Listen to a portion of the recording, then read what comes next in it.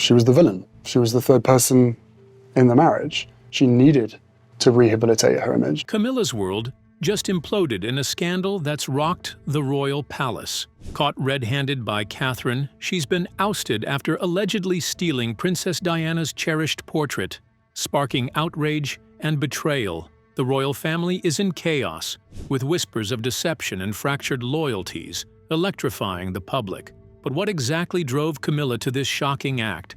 How did Catherine uncover the truth? Let's dive in to reveal the jaw-dropping moment that's left the monarchy reeling. The vanishing portrait. It began as a morning like any other inside Clarence's house. The polished floors gleamed, the scent of fresh lilies carried softly through the corridors, and the staff carried out their duties with the same disciplined silence that had guided them for years. But in the East Gallery, where the light fell gently across a row of royal portraits, something was terribly wrong. The space that once held the image of Diana, Princess of Wales, stood bare, a haunting emptiness. No announcement of rotation, no conservator's note, no replacement artwork, just a pale rectangle on the wall where her portrait had been, like a wound in the palace itself. For decades, that painting had been more than decoration. It was presence. Diana's likeness, in her powder blue gown, her gaze, soft yet unflinching, had become a quiet reassurance in a household that often struggled with fractured loyalties. Visitors, foreign dignitaries, and even palace staff themselves often paused there. It wasn't simply art, it was a reminder of compassion, humanity, and a mother who had once defined an era. Now, without warning, it was gone.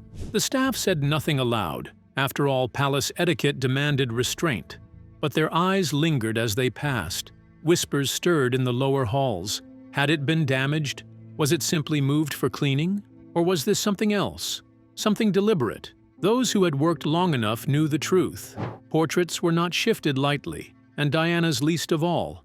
The absence carried weight, a silence louder than words. For one long-serving attendant, the missing portrait was more unsettling than any royal argument. "It feels colder," she confided in a colleague, adjusting a vase unnecessarily to mask her nerves, as if someone wanted her gone. The timing was suspicious, with Catherine preparing to return to public life after her health battle, and with increasing attention once again comparing her to Diana. The sudden disappearance of the portrait raised uncomfortable questions. Why now? Why this portrait? Even young Charlotte had been fond of that image, often pausing on her visits to ask about Granny Diana. To remove it was to erase not only a symbol of the past, but also a thread binding generations together. The void on the wall didn't just unsettle, it ignited speculation. Staff, aides, even those who had sworn never to gossip felt it. This wasn't about decor. It was a message. Someone wanted Diana's presence diminished. But if this was only the first move, what else might already be missing, hidden away before anyone dared to notice? Keep watching to find out. Catherine's unease. The news reached Catherine not through official reports, but in the quiet murmur of an aide who hesitated before speaking. She was preparing for something deeply personal, a small, private exhibition for Charlotte's upcoming birthday. It was meant to be an intimate family gathering, a chance for her daughter to feel closer to the grandmother she had never met. Catherine had carefully chosen what should be displayed: photographs, handwritten notes, and the portrait that had once glowed in Clarence's house. But when she asked the curator to confirm its placement, the response froze her heart. "The portrait? It isn't here." At first, she thought it was a mistake. Portraits of that magnitude didn't just disappear, yet as she pressed for answers, the truth unfolded in pieces. The canvas had been removed from Clarence's house without a trace. No documentation, no request for conservation, simply gone. Trying to steady herself, Catherine turned to the vault. Surely Diana's other keepsakes were safe, but the moment she opened the logbook, unease deepened into dread. Alongside the missing portrait, one of Diana's most treasured heirlooms was absent: the pearl choker, its strands of Japanese pearls once clasped around Diana's neck during official visits. Catherine had seen it in photographs countless times, its gentle glow a symbol of strength wrapped in elegance. Now, The case that held it stood empty. Her pulse quickened. 2 losses, both tied to Diana. This was no accident. The portrait removed from the walls, the necklace missing from the vault, together they formed a pattern, one too deliberate to dismiss. Catherine imagined Charlotte's face, the little girl so eager to learn about Granny Diana. How could she explain that the very pieces meant to connect her daughter to her grandmother were vanishing one by one? She closed the vault with trembling hands, masking her expression as footsteps approached.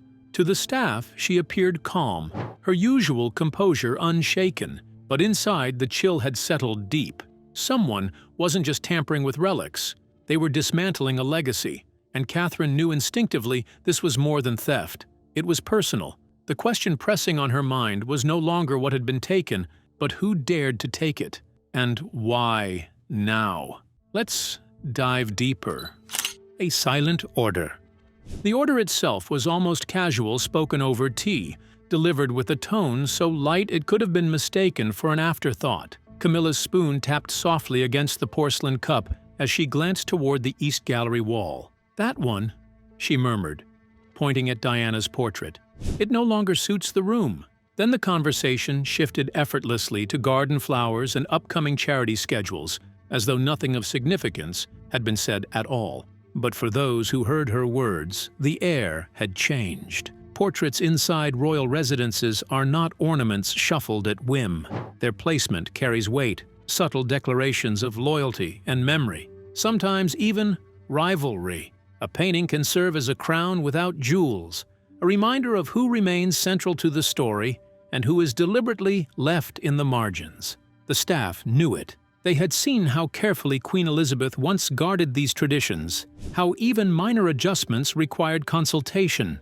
To remove Diana's portrait without explanation was no simple redecorating choice. It was a message, cloaked in silk and civility. Some whispered that Camilla had long bristled at the portrait's presence. To her, it was a ghost she could not quiet. Diana's face, serene yet commanding, seemed to follow her through the halls. Guests still paused before it, speaking of the princess's warmth, her compassion, her unshakable place in public memory. No matter Camilla's own title, the portrait was a constant reminder of the woman she had replaced but never eclipsed. By disguising the removal as an aesthetic adjustment, Camilla could avoid open confrontation. It was a maneuver in shadows subtle enough to deny, bold enough to sting. Those who knew the codes understood. This was not about symmetry or decor. This was about rewriting which stories would be remembered and which would fade into storage. The effect was immediate. One aide, who had walked the gallery every morning for over 2 decades, described the corridor without Diana's portrait as hollow. Another, lowering her voice, said, "When a queen tells you a piece doesn't suit the room, she's really saying it doesn't suit her." Camilla issued no follow-up statement, no explanation. Silence filled the void where Diana once watched over the corridor. But silence in the palace is never empty. It's a pressure, a weight, and soon whispers began to spread through the staff quarters like smoke. And if Camilla could so easily command the removal of Diana's likeness, what else might she be willing to quietly erase? Stay tuned to find out. The child's loss. For Charlotte, the portrait of her grandmother wasn't just a painting on the wall, it was a presence. Each time she visited Clarence's house, she would tug on Catherine's hand and pause before it, her bright eyes fixed on Diana's gentle gaze. "Does Granny Diana smile like that in heaven too?" she once asked, the kind of innocent question that pierced straight through her parents' hearts. William always answered softly, "Yes, my love, she does." So when Charlotte returned to the gallery and found only an empty patch of wall, confusion clouded her little face. "Mummy, where is Granny Diana?" she asked, her voice small but sharp with worry. Catherine knelt beside her, masking her unease with a steady smile. But her silence told a deeper truth. The portrait hadn't been misplaced. It had been taken. That night, Charlotte pressed again, her young voice cutting through the quiet of Kensington Palace. Why would someone take her away? Didn't she belong here? William, seated at the edge of her bed, felt a familiar ache swell in his chest. He had spent his own boyhood watching his mother's presence diminished, her name whispered rather than spoken aloud. Now, seeing his daughter ask the same questions he once carried, it felt like history repeating itself. Catherine tucked the blanket around her daughter, her heart heavy. She wanted to shield Charlotte from the politics of legacy and rivalry, from the shadows that haunted royal corridors. But Charlotte was perceptive, far beyond her years. She knew something wasn't right. The staff had noticed it too, the way Charlotte lingered near the bare wall, as if expecting Diana's image to reappear. "It's strange," one attendant whispered, "how a child can see so clearly what adults pretend not to." For William and Catherine, Charlotte's innocent questions cut deeper than any newspaper headline or whispered rumor. The missing portrait wasn't just about tradition. It was about a bond between generations. A child trying to know her grandmother through the image that had quietly bridged the gap of time. The absence told Charlotte something no child should ever feel, that her grandmother's memory could be removed as easily as a frame lifted from a hook. For William, it was unbearable. He clenched his jaw, silently vowing that no one, not even Camilla, would ever erase his mother from his children's lives. But if the portrait had vanished, what else might already have been stolen before anyone noticed? Let's find out. The staff who spoke. For days, the corridors of Clarence House buzzed with a silence that felt heavier than noise. The missing portrait of Diana had unsettled everyone, but no one dared speak openly. Staff were trained to swallow their opinions, to let changes pass without question. Yet beneath that disciplined exterior, whispers threaded their way through the palace walls. It was Eleanor, a long-serving aide, who finally broke the silence. Known for her loyalty to the family and her steady discretion, she carried decades of knowledge about the unspoken codes of royal life. One evening, as William reviewed papers in his private study at Kensington Palace, she requested a quiet audience. Her hands trembled slightly as she set down a folded note, but her voice was steady. "Your Royal Highness," she said, lowering her eyes, "I must tell you something. The order to remove the portrait, it came from Queen Camilla herself." The words landed like a stone thrown into still water. William froze, his pen slipping from his hand. Though he had suspected as much, suspicion is one thing, confirmation is another. A direct order from Camilla. Not curators, not archivists, not a logistical shuffle. His stepmother. Eleanor explained how she had overheard the command, disguised as a design adjustment. Camilla's tone had been calm, even casual, but her intent was unmistakable. "It no longer suits the room," she had said. To the untrained ear, nothing unusual. But to those who understood palace language, the meaning was sharp. Diana's presence was unwelcome. William's jaw tightened as he listened. Years of restraint, of keeping his anger contained for the sake of stability, began to crack. His mother's portrait wasn't a piece of furniture to be moved at whim. It was a symbol of legacy, of truth, of love that still bound the family together. For Camilla to erase it was more than disrespect. It was provocation. He thanked Eleanor quietly, his voice clipped but sincere. Her courage in speaking risked her position, and he knew it. Once she had left, William stood alone in the study, staring at the family photographs lined neatly on his desk, his hands curled into fists. Suspicion had now hardened into certainty, and with that certainty came outrage. Camilla's act was no longer a quiet insult. It was open defiance. The question burning in William's mind was no longer if he would respond, but how far he was willing to go. Catherine connects the dots. Catherine had learned to notice the smallest details in the palace. The misplaced signature on a ledger, the faintest mark on polished wood, the sudden tightening of a staff member's tone. Life in the royal household required a quiet vigilance, and it was this instinct that now pulled her toward the truth. The missing portrait had been disturbing enough. The pearl necklace gone from the vault was worse. But together, they pointed to something deliberate, not accidental. Her memory flickered back to a morning weeks earlier. She had been passing through the lower corridor when she spotted Camilla heading toward the vault, escorted not by security, but by a single attendant carrying a keyring. At the time, Catherine thought little of it. Camilla had every right to access the collection. Still, something about that scene had lodged in her mind. the way Camilla's eyes darted quickly toward Catherine before disappearing inside, the odd haste with which the door closed behind her. Now, it all aligned with brutal clarity. Camilla hadn't just ordered the portrait's removal from Clarence house. She had likely orchestrated the vault entries too, removing not only Diana's portrait but the necklace, and perhaps more, items that bound Diana's presence to the family. Catherine pulled the vault logs herself, running her finger down the neat columns of names and dates. There it was, an entry under Camilla's authorization, with no clear purpose listed, just inspection, an inspection that coincidentally preceded the disappearance of Diana's treasures. She closed the book sharply, her pulse quickening. For Catherine, the picture was no longer speculation.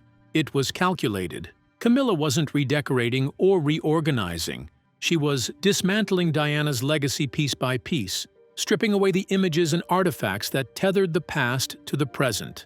The thought made Catherine's stomach tighten. This wasn't only about her mother-in-law, whom she had never met, yet felt a deep kinship with. It was about her daughter Charlotte, who deserved to inherit those symbols unbroken. To lose them to vanity or rivalry was unthinkable. When William returned to their private quarters that evening, Catherine laid the logbook on his desk. It was her, she said softly but firmly. Not just the portrait. She went into the vault. This was all one move. William's eyes darkened as he scanned the evidence. The time for whispers was over. If Camilla thought she could erase Diana without consequence, she was about to be proven wrong. Buckle up, because the confrontation that followed would shatter the palace's fragile silence. William walks in without knocking.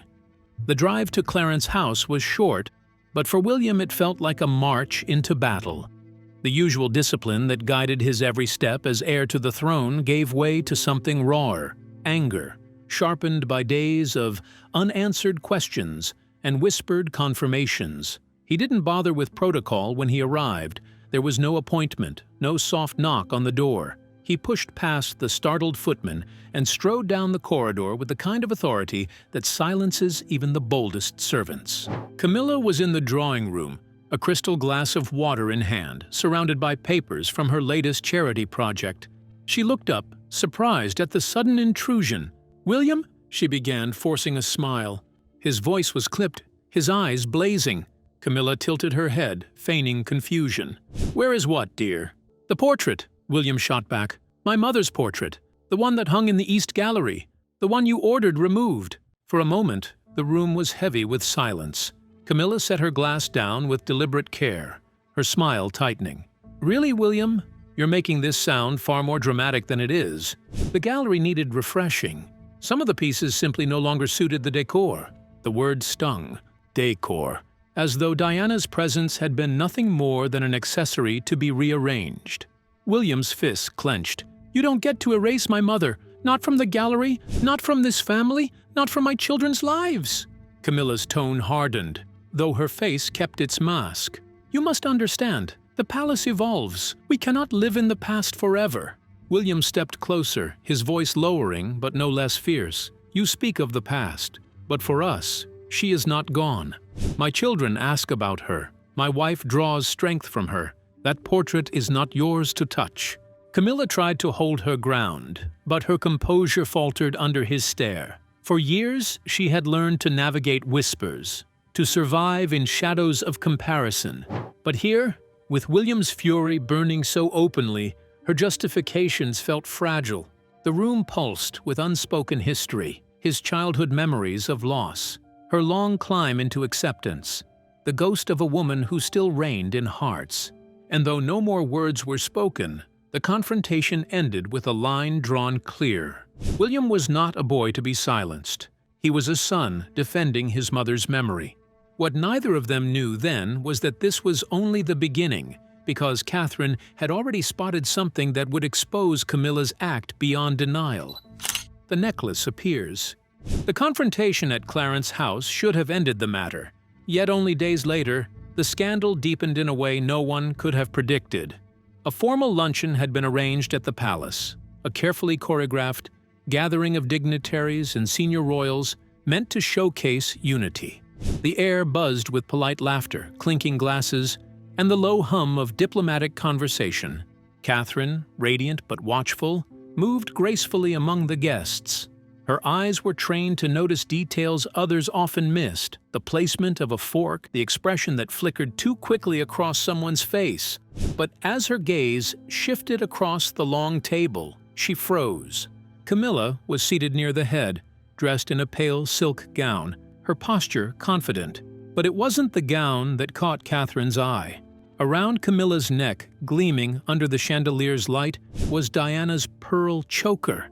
The same necklace Catherine had found missing from the vault, the one that once belonged to the woman whose portrait had mysteriously vanished. Catherine's breath caught, though she quickly masked her reaction behind a polite smile. To the unknowing eye, it was simply a piece of jewelry. But to those who understood its provenance, it was unmistakable. The pearls were not just adornments. They were memory, history, and grief strung together.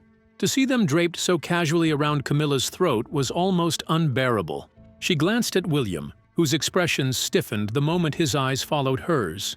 His jaw clenched, the same anger that had fueled his storm into Clarence's house rising again. But this time, the insult was not hidden behind closed doors. It was paraded before ministers, nobles, and foreign envoys. The whispers began quickly.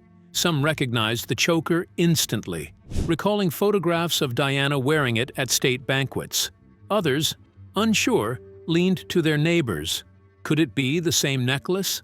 The murmurs spread like ripples across water, growing louder than the official speeches echoing down the table. Catherine's heart sank. This wasn't just theft, it was audacity. Removing a portrait could be disguised as redecorating. But wearing Diana's jewels in public?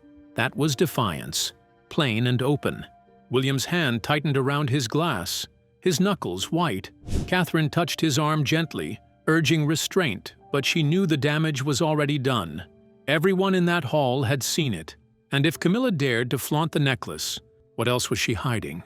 And who within the palace was helping her do it? The testimony of a guard. The luncheon had left William restless, his fury simmering beneath a surface of carefully measured silence. The sight of Diana's necklace openly displayed on Camilla's neck was proof enough for him, but proof in the eyes of a son was not the same as proof in the eyes of the institution. He needed testimony, something undeniable that would strip away the cloak of excuses Camilla had wrapped herself in. That opportunity came late one evening.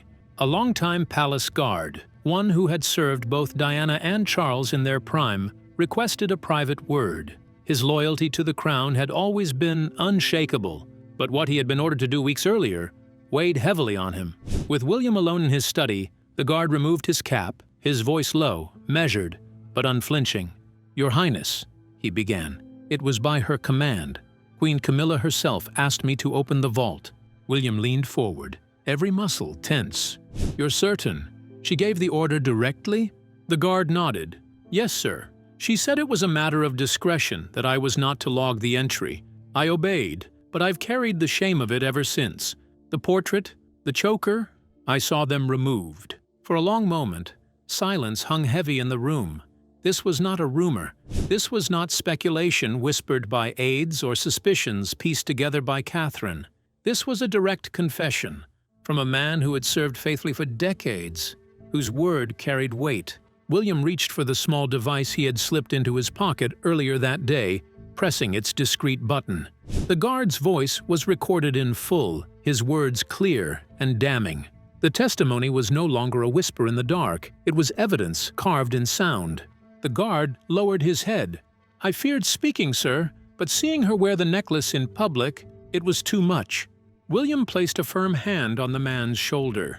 "You did the right thing now. That is what matters." As the guard left, William sat back, his mind racing. The truth was finally sealed. No more denials, no more evasions. Camilla had orchestrated it herself, and now her secret lay in his hands like a loaded weapon. The only question left was how and when he would use it. The answer wasn't far off. King Charles's silence. William did not wait long before bringing the evidence to his father. The recording of the guard's testimony, though quietly obtained, was now a weapon too sharp to ignore. In a private audience at Buckingham Palace, William laid it all out: the missing portrait, the stolen necklace, the whispers from staff, and finally, the guard's voice, captured with chilling clarity. Queen Camilla herself asked me to open the vault. Charles listened without interruption, his hands folded neatly before him, his face betraying little beyond the faint tightening around his eyes. The king had grown used to storms, to scandal brushing against the monarchy, like waves against a cliff. Yet this storm was different. It was not the press or parliament, but his own family turning the winds against his queen. "Father," William pressed, his voice hard, "this is beyond rumor. It is proof. She removed my mother's portrait. She took her necklace. You cannot allow this to stand." For a moment, Charles seemed as though he might respond. His lips parted, then closed again, as if the words dissolved before they could take shape. Finally, he exhaled, slow and weary. "I will not speak on this," he said at last, his tone flat. "What has been done cannot be undone. Let the matter rest." William stared, stunned. "Let it rest? She desecrates my mother's memory, parades her jewels in public, and you would have me stay silent?" Charles looked down at his hands, refusing to meet his son's eyes. It was not the stern authority of a king, nor the compassion of a father. It was something colder, resignation. His silence was not neutrality, it was a choice. By refusing to intervene, he had sided with Camilla, whether he admitted it or not.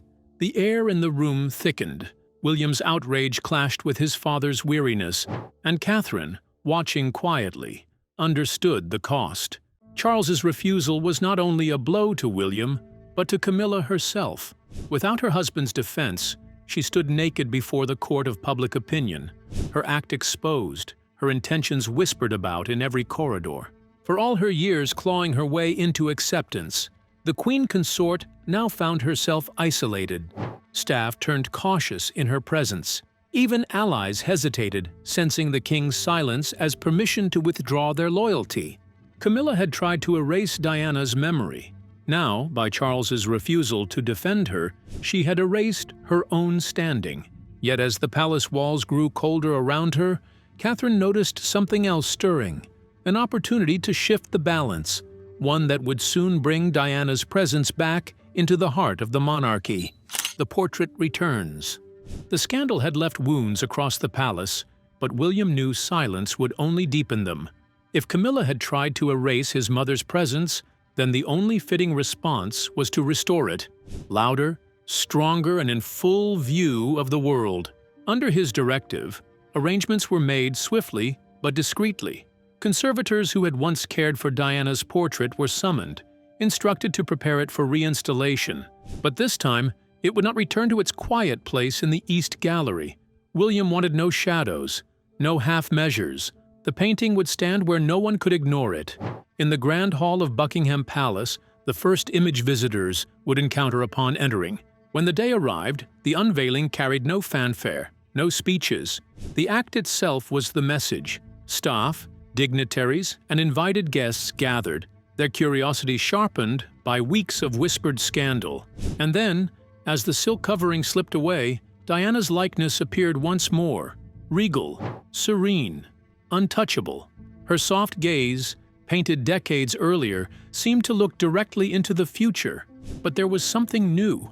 Beneath the frame, a plaque had been mounted at William's request. In simple, dignified words, it read, "Diana, Princess of Wales, a legacy of compassion and courage." Gasps rippled through the hall. It was not just restoration. It was a correction. Camilla's quiet attempt to erase Diana had been answered with a permanent reminder, one that enshrined her legacy in the very heart of the monarchy. Observers noted the significance immediately. No consort could touch what had been reaffirmed publicly, with William's authority stamped upon it. Catherine, standing nearby, felt a quiet pride. This was not only a victory for William, but a promise to their children that Diana's memory would remain part of their lives, untarnished and undeniable. For Camilla, the portrait's return was more than humiliation. It was defeat. What she had tried to hide had been placed in brighter light than ever before. And with the plaque beneath it, Diana's presence was no longer just emotional. It was historical, written into the very fabric of the palace. But as the crowd dispersed, Catherine's gaze lingered on the portrait. She knew this was not the end. The theft had been exposed, but the motives remained. Another discovery would soon cast them in an even darker light, and steps had to be taken to prevent a repeat of the crime. Camilla's quiet exile. The return of Diana's portrait had sent ripples through the palace, but none felt the weight more than Camilla. Though no public statement condemned her, the silence surrounding her became its own verdict. Courtiers, who once rushed to her side, now lingered at a distance.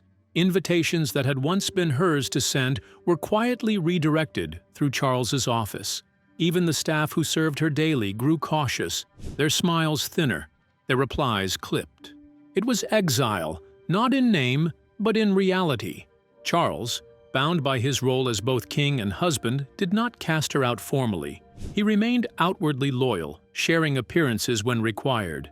Yet behind closed doors, he offered no defense, no reassurance. His refusal to intervene earlier had left Camilla isolated, and now he allowed that isolation to grow unchecked. She still dined in gilded rooms, still wore the jewels of her station, but the corridors echoed differently. Respect had been replaced by calculation, and her presence no longer commanded the quiet deference it once had. Her enemies within the household no longer needed to move against her. The damage had already been done. By daring to touch Diana's memory, Camilla had overreached. Where once she had fought for legitimacy, now she found herself tolerated, not embraced, visible, yet diminished. Catherine noticed it most sharply during family gatherings. Camilla's laughter, once forced but steady, now faltered. She spoke less, glanced more often toward the door, as though expecting to be interrupted. Even Charlotte, too young to fully grasp the politics, sensed the change. She asked Catherine quietly one evening, "Why does Granny Camilla look so sad now?" Catherine answered gently, "Because sometimes when we make choices, we must live with them." The palace never issued a decree, but actions spoke louder than proclamations. Camilla's schedule of patronages shrank. Her role at state functions was softened, her speeches trimmed. She was present, but not central, a consort, in name, more than influence. What had been stolen was not just Diana's portrait or her necklace. It was Camilla's standing, her fragile place in the hierarchy she had spent decades clawing toward. And so, in the same halls where she had once maneuvered for power, Camilla now walked as a diminished figure, a queen consort in title, yet quietly exiled within the palace walls. Her shadow darkened not by scandal alone, but by the enduring presence of the woman she could never erase. Diana's portrait looked on, restored and unshakable, a silent witness to the end of Camilla's quiet reign. But what do you think? Has Camilla's quiet exile marked the true rise of Catherine as Diana's guardian? Or is there more palace drama ahead? We'd like to hear your thoughts. Don't forget to like and subscribe.